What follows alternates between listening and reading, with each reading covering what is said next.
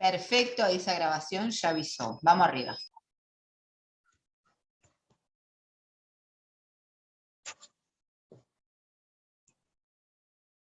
Estás en silencio, Sí. Vale. Ahí, Karina, si vos querés hacer como una introducción y eso, y al punto en el que quieras como poner el énfasis, vamos empezando. Bueno, me parece importante el tema de los desalojos express, por ejemplo. Me parece importante el tema de la guardería de 0 a 3 años. En definitiva, creo que nos afecta casi todo, en todas las áreas, porque el tema de la apariencia delictiva está directamente relacionado con las personas que vivimos en asentamiento, porque lamentablemente, primero que no nos... Bueno, yo la dejo que ustedes desarrollen, pero por ejemplo, todo lo que tiene que ver con el tema del sistema carcelario las penas, que no pueden reducir penas, todo eso, digo, las privadas de libertad, de dónde vivían antes y dónde viven cuando salen de la privación de libertad, en los asentamientos, generalmente. Entonces, me parece que el tema de la educación es importante. Nosotras que pedimos educación, bueno, pero ¿qué tipo de educación? Porque es dirigida desde un escritorio, por ejemplo, no sé, como para... pero sí, yo le damos carta libre, por eso lo pusimos bien abarcativo, porque creemos que hay muchas cosas que nos afectan a las mujeres más vulnerables, pero sabemos que ustedes han trabajado muchísimo todos estos temas, así que la dejamos ahí carta libre, que arranque más o menos por donde quieran. Bien, capaz que yo arranco como haciendo primero como una mirada como más general acerca de todo lo que fue el proceso de discusión de la ley de urgente consideración, cuando estuvo... Perdón, vale. Una cosa que quisiera decir como para las compañeras que están conectadas, que apenas no entiendan algo de lo que estamos hablando, les genera dudas, levanten la mano, así se hace más dialogado y no seguimos hablando de algo que capaz que se perdieron en la primera parte o no lo lograron entender y lo explicamos mejor, porque en realidad es una ley muy confusa. No es tan sencilla de entender, entonces me parece bueno habilitarlas a preguntar. Perdón, Vale, porque quería nomás que dejar claro eso. Sí, sí. Ahí, bueno, con esta aclaración que hacía Soledad, un poco, precisamente porque mientras se dio como toda la etapa de la discusión de la ley en el Parlamento, el tipo de mecanismo que se usa, que es de la ley de urgente consideración, que en Uruguay ya han habido otras leyes con estas características, que hablan de cómo se da el trámite, o sea, de cómo se da la discusión en el Parlamento, que siempre son a iniciativa de quien esté ocupando el poder ejecutivo en el país, o sea, son leyes que solo pueden presentar los equipos de gobierno que ocupan el poder ejecutivo. Si bien han habido otras a lo largo de la historia en el país, nunca hubo una que abarcara tantos temas, ¿no? Que fuera de la complejidad y que buscara incluir la resolución de aspectos tan diversos en la vida de un país, ¿no? Tenemos que pensar que la ley que se presentó tenía 502 artículos, en el marco de la discusión parlamentaria terminó teniendo unos 476 artículos que cubren 36 temas diferentes. Y de alguna forma el recurso de referéndum que se consolidó a partir de que se concretaron la recolección de casi 800.000 firmas, pone en discusión para su derogación la suma de 135 artículos. 135 artículos que esa selección se construyó a partir de un análisis que hicimos compañeras de la Intersocial Feminista y de otras organizaciones, algunas barriales como Somos Barrio, o compañeras de redes Amigos de la Tierra, o del colectivo Más Igualdad, que una de las cosas que hicimos fue revisar todas las actas de organizaciones que fueron al Parlamento, mientras se estaba discutiendo, a plantear que los artículos que estaban allí presentados les afectaban de alguna manera. Una vez que la ley fue aprobada, volvimos a conversar con cada uno de esos colectivos y a chequear qué artículos con su redacción final les seguían perjudicando en esto de si se iniciaba un proceso de mejora o de revisión de lo que con la ley se había aprobado, se pudiera incluir todos aquellos temas en los que se generaban algún tipo de perjuicio para las distintas personas que habitamos el país y que nos dedicamos a distintas cuestiones, pensando no solo en los temas de seguridad, no solo en los temas de educación, no solo en los temas de acceso a la vivienda, sino también pensando en la realidad en la que quedan niños y niñas, en las modificaciones que se hacen sobre parte del sistema de adopciones, el tema del acceso a la tierra y la modificación ahí de los artículos que tienen que ver con el Instituto Nacional de Colonización, que también afecta a las personas que están en el campo y que quieren vivir de la tierra y que no tienen forma de acceder si no hubiera una herramienta institucional como el instituto.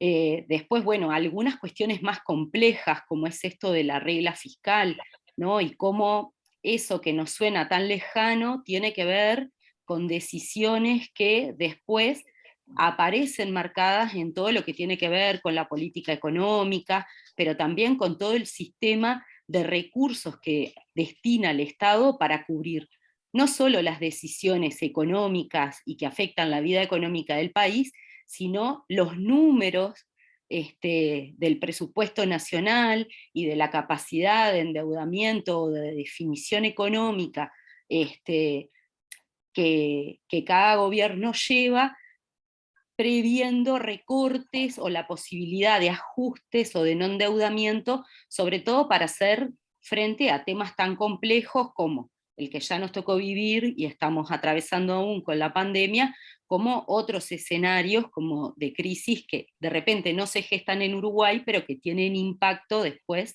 en la vida de las personas en este país. Entonces, bueno, es una ley compleja y es un proceso de referéndum y de acceso a la información sobre qué es lo que está en discusión compleja, porque precisamente haber presentado una ley con 476 artículos que busca impulsar lineamientos de redefinición del rol del Estado en 36 temas, hace que sea un mecanismo muy complejo poder entender de qué estamos hablando. Entonces, eso capaz que como encuadre general, y ahí de repente nos vamos a estos temas que ya marcaba Karina, que tienen que ver con el acceso a la educación y cuáles son los aspectos que se modifican ahí, como para empezar. ¿Y vos, Solé? Bueno. O de seguridad, no sé, Karina ahí tiraba como varios temas. Yo los anoté acá ahora rápido. Y si alguien más tiene más dudas, va preguntando también. En educación, hay una parte más sustantiva, digamos, sobre la educación en sí misma y cómo se organiza, que nos afecta a las mujeres, pero afecta a las mujeres maestras y a las mujeres profesoras, que es la eliminación de los consejos de primaria y secundaria. Pero en el caso de las mujeres más vulneradas, las que están en situaciones más difíciles de vida, el peor impacto que tiene la modificación que se incluye en la LUC es que incluye que la educación inicial, la de preescolares, la de menores de 0 a 3 años, no será obligatoria. Y escriben en la ley no, y digo esto porque oímos muchos representantes de gobierno hablar como, bueno, eso no pasó, no va a pasar. En las leyes lo que importa es lo que está escrito, ¿no? Si una ley dice tal palabra, es tal palabra, no es otra cosa. O sea, Digo porque esto a veces uno lo pierde de vista, y si alguien te dice, bueno, pero más o menos, no hay más o menos. Lo que es válido en una ley es lo que dice ese texto. Y ellos en la LUC incluyeron la palabra no a la educación inicial. Y si bien ustedes lo deben saber mejor que yo, que no soy madre, no es obligatoria, ni hay centros CAIF, ni hay tanta cantidad de centros gratuitos, públicos, para donde dejar a niños tan chiquitos y niñas, sí se iba avanzando, cada día había más centros públicos que atendieran a estos pequeños, digamos, a estas pequeñas personitas. Y eso tiene dos funciones fundamentales. Una es que los niños y niñas que van a esos centros educativos tienen una atención de calidad, de buena calidad. No solo que te garantiza que el personal que trabaja es profesional, es maestra, está especializada, comen, tienen psicomotricistas, ¿no? Una serie de profesionales trabajando para el desarrollo de esos niños, sino que también a vos como madre trabajadora te asegura dejar a tus hijos y tus hijas en un lugar gratuito con buen cuidado. Si el Estado abandona su idea de seguir avanzando en universalizar esta política pública, en que cada día haya más centros educativos, las mujeres más pobres son las que van a tener más dificultades, y de hecho las tienen hoy, no es algo que vaya a pasar en un futuro, ya les pasa, y es que siendo madre de niños pequeños no tienen dónde dejarlos, no pueden salir a trabajar, se tienen que quedar a cuidarlos en sus casas. ¿Por qué? Aunque sigamos luchando porque los padres se hagan cargo del cuidado de sus hijos, la verdad es que todavía somos las mujeres las que nos hacemos cargo de la crianza de ellos, ¿no? Y del cuidado en todo sentido. Incluso en grandes proporciones hay mujeres solas, absolutamente solas, sin padres presentes, haciéndose cargo de esto, lo que las pone en una situación aún más complicada. Entonces, este punto no es un punto menor, también argumentan muchas veces, bueno, pero ya no era obligatoria.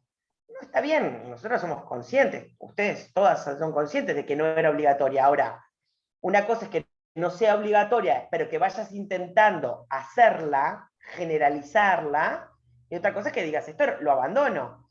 Entonces, quienes hoy no acceden, no van a acceder nunca, y quienes tienen salarios mejores, trabajos de mejor pagos, podrán acceder a guarderías pagas, a niñeras, ¿no? Pero si vos cobras un salario mínimo y tenés que pagar una guardería, no te sirve ir a trabajar, casi que cambiás la plata una cosa por otra. Ni que hablar si tenés 2, 3 niños, 4 niños, mucho menos, es imposible, no ganás el sueldo para pagar esos cuidados. Por eso esto, a nosotras las compañeras del colectivo Lado F, que hicieron un análisis bastante bueno y sustantivo de los efectos de la ley en las mujeres, subrayan este impacto en las mujeres con menos recursos, ¿verdad? Desde el punto de vista educativo, en los niños para su desarrollo, y en las madres para poder generar autonomía económica en ellas, sin ir más lejos, con tranquilidad, ¿no? Estando tranquilas de dónde están nuestros hijos. No sé si quedó claro, yo no quiero ser muy extensa para no aburrir y no irnos en detalles. Me parece que vamos capaz que peloteando cada una algunos de los temas que Karina propuso, y ustedes nos van preguntando. Sí, también cada una que se sienta libre si quiere proponer otro tema o preguntar o yo qué sé, digo, no sé. La idea acá es sacarnos todas las dudas que tengamos con respecto a este tema, ¿no? Por eso. Nada. Porque este vengo viendo. Habla, no sé, agarre otra la posta y... Bien, yo tengo ya algunas ideas anotadas. Como siempre tan así, no es en la línea de lo que planteaba Karina, pero un poco sí. Y tiene que ver en algunas cuestiones. Primero, en esto hay una cuestión en la ley de urgente consideración o por lo menos en lo que ha sido la campaña, que también disputa algo que las compañeras en particular, en todos los espacios, hemos venido como luchando, y que tiene que ver con esto del concepto de democracia, ¿no?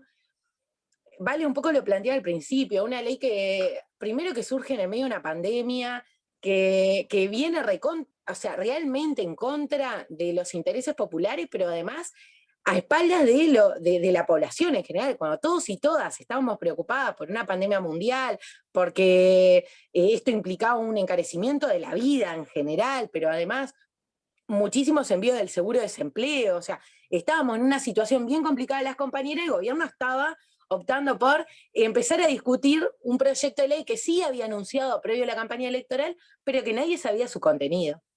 Entonces, las organizaciones estuvimos de verdad muchísimo tiempo pensando esto, en los colectivos, las compañeras incluso que capaz que no están en ninguna estructura, pero tuvieron la posibilidad de acercarse, estaban como investigando esto. Y me quería quedar con una cuestión en particular que creo que incluso va atada a parte de lo que plantea la ley de urgente consideración, que tiene que ver con la democracia, con esto del ser ciudadana. Las mujeres bien sabemos todo lo que nos ha costado poder ser ciudadanas como en la misma línea que los varones, ¿no? Que ha sido bastante difícil el poder participar, el poder discutir, el poder estar en los espacios y el poder tener incidencia política. De hecho, Uruguay es de los países de América Latina con menor representación parlamentaria. Esto nos tiene que decir algo de la situación en la que estamos las compañeras. Y ahí me quería quedar con esto de, cuando estábamos juntando las firmas, mucha gente nos decía, bueno, y lo han dicho hasta ahora, que queremos poner palos en la rueda del nuevo gobierno, que en realidad queríamos juntar firmas por una cuestión político-partidaria, etc. Y acá lo que nosotras también tenemos que debatir es que tenemos derecho a estas instancias, no solo porque están garantizadas en la Constitución, sino porque han sido una conquista nuestra, porque en realidad para las mujeres, o sea, se nos ha ido la vida en poder tener voz pública, en poder plantear cosas que nos incomodan, porque hasta ahora hemos sido ciudadanas bastante relegadas. Incluso quien les habla del movimiento sindical muchas veces ha sido bastante crítica con esto, y muchas compañeras de las que están presentes, por esto de que nuestras reivindicaciones, o lo que nos parece importante, o muchas veces lo que se va a discutir en los convenios colectivos, nos queda bastante lejano, no es lo que nosotras planteamos todos los días como inconveniente para llevar la vida en sí. Un poco planteaba Sol el tema de los cuidados, por ejemplo, pero en general un montón de cosas. Entonces, el poder primero defender estas instancias, estemos de acuerdo o no, ya es un montón, porque nos da la posibilidad de manifestarnos como ciudadanas, como personas políticas que queremos discutir como de todos los temas. Entonces eso me parecía como una cuestión importante. Y atado a esto quería plantear unas modificaciones que surgen en la ley urgente de consideración que creo que son bien importantes. Una tiene que ver con el derecho a huelga y ocupación, y otra tiene que ver con el derecho a movilidad, que son dos cosas que se terminan limitando en la ley de urgente consideración. Se plantea esta cuestión que en realidad parece que para nosotras es mejor negociar directamente con la patronal, ¿no? A las trabajadoras y trabajadores podemos en el momento de la entrevista discutir algunas cuestiones y ponernos de acuerdo con la patronal. Cualquiera de nosotras sabemos que cuando vamos a una entrevista laboral no te podés a discutir nada. En realidad lo que sucede es que te tiran todas las tareas que vas a tener, a veces con suerte te dicen cuál es el salario que vas a tener, muchas veces si no te lo encontrás después cuando estás desempeñando tus tareas, y en realidad te pasa esto de que menos vas a poder elegir por qué medio cobrar. Y además, también sabemos nosotras que muchas veces hay muchos padres de familia que lo que hacen es pedir que se les empiece a pagar de forma irregular, en negro como se les llama, para no pagar la pensión alimenticia. Entonces, esto que vale planteado en la regla fiscal, pero que tiene que ver con esto de decidir cómo nos van a pagar, primero, para nosotras nunca es real que podemos decidir y negociar esto. No es algo que vos puedas plantear en la entrevista, no, yo quiero que me paguen por el bro, es algo que no pasa, que no tenemos realmente la posibilidad de hacerlo. Pero incluso cómo podemos conseguir que quienes son las hijas puedan pagar la pensión alimenticia cuando además empiezan esto de tener que negociar de qué forma. Les dan más facilidades realmente para que terminen evadiendo esa responsabilidad. Que bien sabemos las compañeras, yo no soy madre tampoco, pero veo a mi hermana con mis sobrinos y sobrinas, y esta cuestión de siempre estar peleando a ver si le va a pasar un mango o no, por la forma de trabajo que tiene. Entonces eso es una cuestión a discutir. Pero además me quería quedar con esto de qué pasa cuando ya tenemos el trabajo. primero, no tuvimos la entrevista, no es que podemos negociar realmente algo, o sea que la ley de urgente consideración ya te genera una falsa libertad que no existe. Pero además, ¿qué pasa cuando ya tenemos el trabajo y nuestra patronal muchas veces no cumple con sus obligaciones laborales? ¿Qué sucede en ese momento? Y acá es lo que quería plantear sobre la limitación al derecho a huelga y a movilización. Cuando en realidad lo que tiene que ver con la ocupación del lugar de trabajo, que no es algo que pasa todos los días, y esto también es importante decirlo. Pero en realidad, ¿qué pasa? Se dice que tenés la posibilidad de poder entrar a trabajar igual. Ustedes sabrán muy bien que cuando ocupamos o paramos, siempre hay alguien que entra a trabajar. Es mentira en realidad que se pone la gente en modo patota y no dejan ingresar a los y las trabajadoras. Eso, siempre tuvimos gente que entró, las medidas de paro, las medidas de movilización. Entonces, en realidad lo que te están diciendo es, y tal vez no está mal de que no pares, ¿no? Están como tratando de meterte esto. Entonces te dicen, vos como trabajadora tenés pila de libertades, y entre esas libertades está la de no parar. Una cuestión que en realidad termina siempre empujando a la individualidad, al hecho de que tenemos una falsa sensación de libertad y que podemos negociar pila de cosas, cuando realmente quienes somos trabajadoras sabemos que es algo que no pasa, que en realidad no tenés todas las posibilidades de debatir un montón de cosas con tu patronal, y que si te movilizás, muchas veces te pueden echar del lugar de trabajo. ¿Qué pasa tuvimos un caso ahora hace muy poco en el comercio, con una trabajadora de Multiahorro Tata, que se juntaron esas dos empresas, y la echaron. Una mujer que tiene un solo riñón, que tiene un hijo autista, y que tiene más de 40 años. Entonces, en realidad, ¿a quién termina favoreciendo la ley de urgente consideración y esto de que, bueno, si vos querés, no se puede ocupar el lugar de trabajo? Eso es una cuestión que para mí es importante que la pensemos y que podamos debatir, porque realmente siempre somos las que estamos más atrás en cuanto a los derechos laborales. Entonces, el poder decir, bueno, si no se cumplen mis derechos laborales, puedo protestar, y que la ley de urgente consideración te lo limite, es un problema que nos resta garantías a todas las compañeras trabajadoras. Pero además, en esto también de ser ciudadanas que hacemos un ejercicio democrático, ciudadano, ¿no? De querer participar en las instancias, una podrá decir, bueno, yo no participo en política.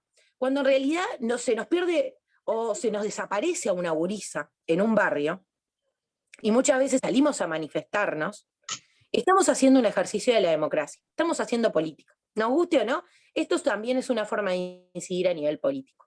Y la ley de urgente consideración tiene una cuestión que está bien heavy, que tiene que ver con esto de la libre circulación. ¿Viste? Vuelven a usar este concepto de libertad que es bastante polémico, si se quiere, y que en realidad dicen, no, preferible la libre circulación a que ustedes anden como unas locas protestando en tal lado. O acá en la costa pasa mucho, que los gurises están cruzando la calle, que pasa un auto a 28.000 por hora, que no hay un semáforo, que no hay una cebra, que no hay una señalización, y lo que terminaba pasando es tragedias. Madres que lloran por sus hijos.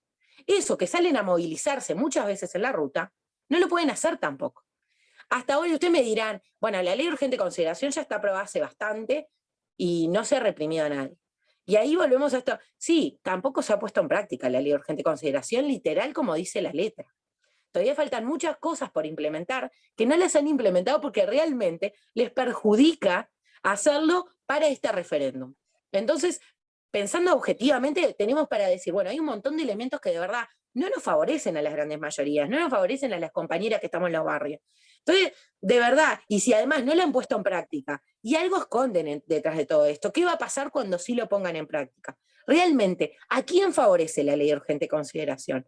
Las compañeras de la Intersocial Feminista, del movimiento sindical, de las organizaciones sociales, hemos entendido que sí, hay gente a la que favorece la LUC, pero no somos a las grandes mayorías, no es a nosotras, sino tiene que ver con pequeños sectores de la población que ya de por sí tenían un montón de beneficios, un montón de privilegios, y que claramente van a seguir sacando ganancias de nuestro pesar. Yo, como para cerrar por lo menos esta parte, quería ponerles un ejemplo. Hay una gran cadena de supermercados que fue comprada por un empresario que fue el que le prestó el avioncito al presidente de la República para ir a Dubái, ¿no? Y él, la primera política que establece es echar a las trabajadoras con mayor antigüedad y que están sindicalizadas. Algo te tiene que decir esto. Entonces, si para este tipo de empresarios la ley de urgente consideración es buena, y tenemos que pensar en cómo nos favorece o no a las trabajadoras y a los sectores que de verdad están en peor situación, a quienes sostienen las ollas populares, a las compañías que están todos los días en los barrios, a las que no han conseguido laburo, a quienes, como decía Sole, tienen que alquilar. O sea, tenemos un montón de cosas para poder debatir en este espacio, que de verdad agradezco la invitación, pero tenemos un montón de cosas para poder debatir y sacarnos todas las dudas posibles, porque además, tal vez quienes estamos acá estamos un poco convencidas, pero siempre conocemos a alguna persona que tiene dudas o que nos plantea algo que dice, no, bueno, pero con esto, porque tanto se dice en las redes además, que bueno, no, pero esto que no sé qué, que nos dice, y bueno, tenemos el espacio para sacarnos todas las dudas y de verdad poder ir a responderles y seguir en este camino de hablar con la gente y no convencer, pero sí hacer reflexionar sobre realmente a quién favorece la ley de urgente consideración. Nosotras estamos convencidas que a nosotras mismas no nos favorece.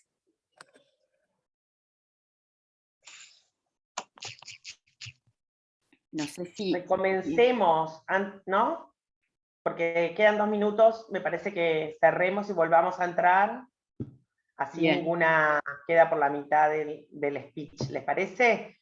Copien, entramos Perfecto, a la yo puse el enlace ahí, capaz que lo copian en el chat. Se lo Entramos copian en el ustedes mismo y entran link, de vuelta. porque Sonia se sumó hace poquito. Sonia, entramos en el mismo link, ¿está? Bueno. Para que nadie quede afuera.